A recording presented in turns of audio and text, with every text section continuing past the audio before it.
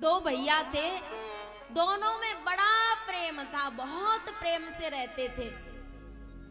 और थोड़े बड़े हुए, विवाह हुआ, तो भैयाओं में तो बहुत प्रेम था, लेकिन जो देवियां आई उनमें प्रेम नहीं था।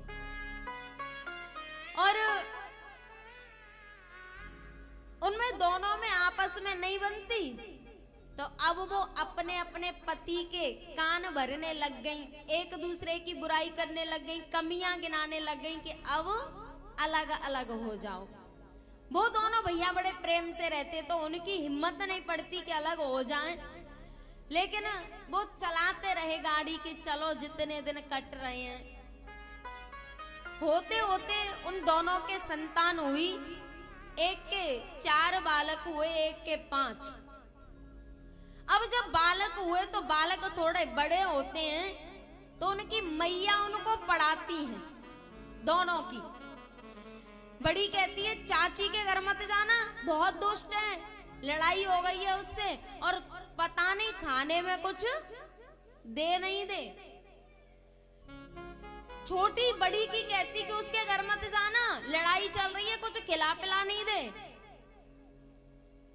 अब ये बच्चों का निर्माण हो रहा है, जाने अनजाने में वो तो सोच रही हैं, वो अपनी ईर्ष्या, द्वेष, नफरत को और बच्चे में स्टोर कर रही हैं, बच्चे में जमा कर रही हैं। उसको नहीं पता कि इसका प्रतिफल क्या होगा, इसका रिजल्ट क्या होगा, नहीं पता। बच्चे बड़े हुए, अब बड़े हुए तो जो संस्कार माँ ने डाले थे कि चाची के घर नहीं जाना, ताया के घर नहीं जाना, अब वो पनपने लगे। अब उन भाइयों में आपस में लड़ाई होना शुरू हो गई, चाचा और ताऊ के, जैसे दुर्योधन और युधिष्ठिर में हो रही है, जैसे धृतराष्ट्र और पांडु पुत्रों में हो रही है, वो भी तो चाचा ताऊ के हैं। इनमें लड़ाई होना शुरू हो गई, और भैया लड़ाई बढ़ते बढ़ते बढ़ते बढ़ते इतनी बढ़ गई कि अब तो कोर्ट कचहरी शुरू। कोर्ट कचहरियों में तारीख पे तारीख दे रहे हैं, इतनी लड़ाई बढ़ गई। इस बात को याद रखना कि कौन सा छोटा सा बीज अंकुरित हुआ, छोटा सा पौधा बना, अब वृक्ष बन गया है। इनमें तो चाचा ताऊ के बालकों में लड़ाई चल रही है, और वो दोनों भैया दिल से अलग नहीं हो पाए, क्योंकि उन्होंने अपने माँ बाप से यही सीखा था। पहले बूढ़े बड़े प्यार से रहते थे, अब मकान बड़े हो गए हैं लेकिन दिल छोटे हो गए हैं, पैसा बहुत हो गया है लेकिन मन से निर्धन हो गए हैं। अब दिल इतना छोटा हो गया है, इधर बच्चे शोर कर रहे हैं प्यारे। अब तो कोर्ट कचहरी होने लग गई, और वो दोनों बूढ़े हो गए, दोनों भैया बूढ़े बड़े हो गए। बालकों को समझाते हैं, बेटा आखिरकार तुम्हारा भैया ही तो है, तुम भैया ही तो हो। लेकिन अब वो बालक सुनेंगे, इस बात को समझेंगे कि हम भैया हैं। पहले तो बीज गलत डाल दिया। भैया दोनों भैया कोशिश करते हैं कि ये दोनों मेरे और मेरे भैया के बालक प्यार से रहें, एका हो जाए, लेकिन नहीं हुआ। और इसी तनाव में, इसी टेंशन में जो बड़ा वाला था ना, वो रह गया और छोटे वाला खत्म हो गया।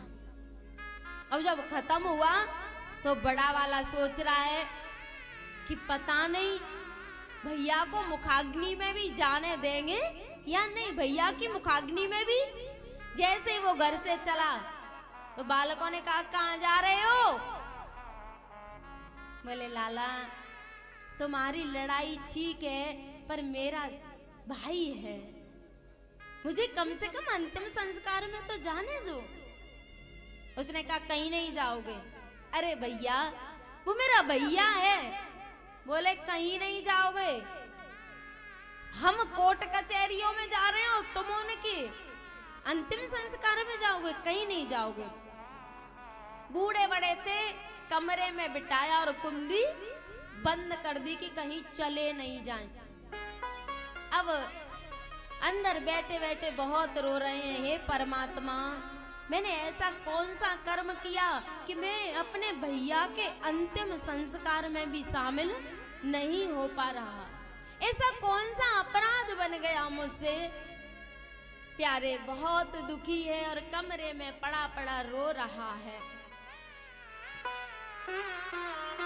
अंतिम संस्कार हो गया और जब बीच में लोग आते हैं ना घूमने वाले, तो मन करता है कि जाके बैठ जाऊं।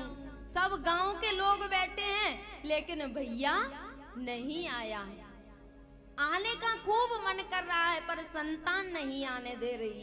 तब कमरे में पड़ा पड़ा बस एक ही शब्द गुनगुना रहा है, हे विधाता, कितने प्यार से दोनों भाई रहते थे, कितना प्यार था, राम लक्ष्मण की तरह रहते थे, लेकिन ये क्या हो गया? जो बीत गए वो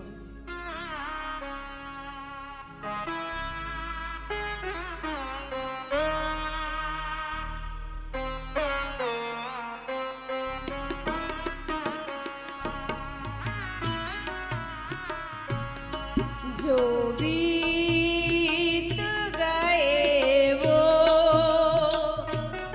जमाने नहीं आते, जो बीत गए वो जमाने नहीं आते।